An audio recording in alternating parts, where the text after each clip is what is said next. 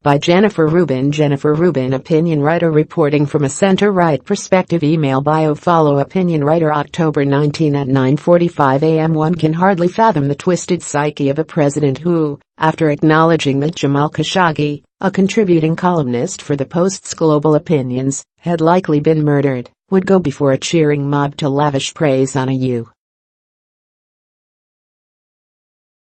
congressman who physically attacked a journalist. "Any guy who can do a body slam, he's my guy," Trump said in a Montana campaign appearance on Thursday, referring to Rep. Greg Gianforte, Vermont, who pleaded guilty to assaulting The Guardian's reporter Ben Jacobs, who had the temerity to ask Gianforte a healthcare question.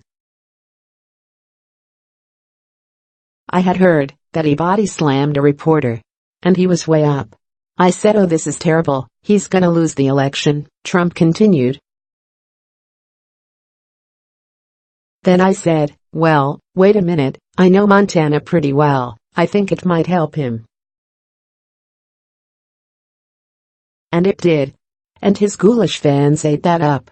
The Guardian's U.S. editor responded with a statement. "To celebrate an attack on a journalist who was simply doing his job is an attack on the First Amendment by someone who has taken an oath to defend it," said John Mulholland. In the aftermath of the murder of Jamal Khashoggi, it runs the risk of inviting other assaults on journalists both here and across the world, where they often face far greater threats. "We hope decent people will denounce these comments, and that the president will see fit to apologize for them." Trump won't apologize, of course, nor will his devoted base hold his remarks against him. To the contrary, this is what they love about him: the contempt for a free press, the celebration of male thuggishness, the mindless emotional outbursts. Somehow it empowers them to side with brutes and bullies, to revel in the silencing of a free press. And in case you thought such moral depravity was limited to a few thousand fans, a concerted smear campaign against Khashoggi is underway.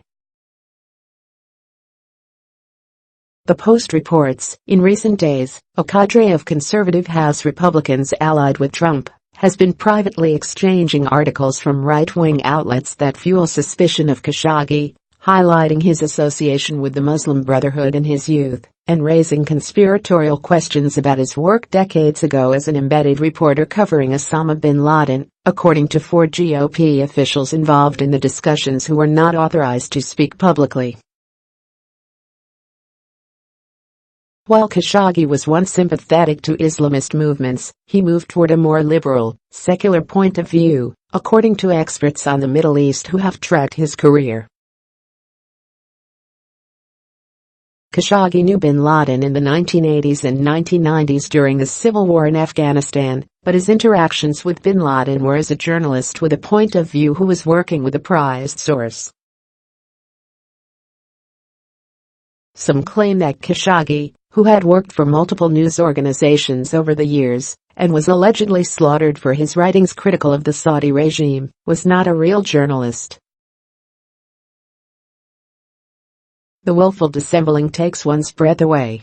The Post's editorial board recently recounted Khashoggi was twice fired as the editor of the most progressive Saudi newspaper, Al Watan, in one case for publishing sharp critiques of Islamist extremists.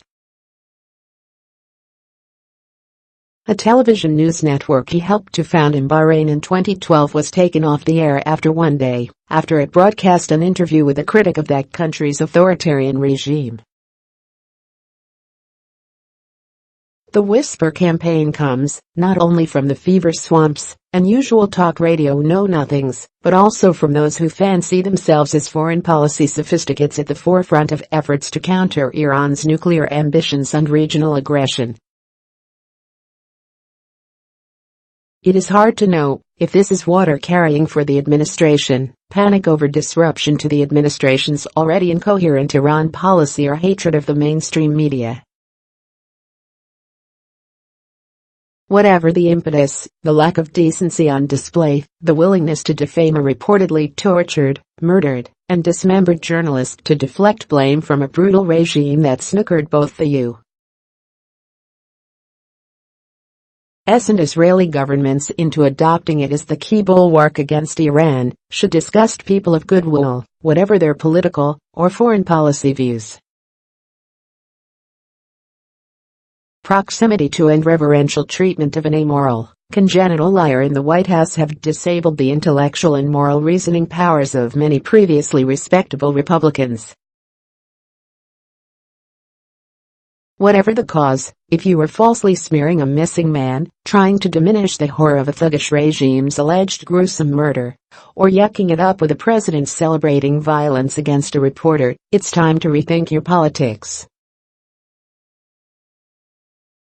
Read more. As we mourn a colleague, Trump celebrates violence against a journalist. A shouting match inside the White House unmasks one of Trump's biggest lies. Why transactional foreign policy is destined to fail. Here is the word that sums up the Trump way. Degrade. Trump has disparaged women's looks, including mine.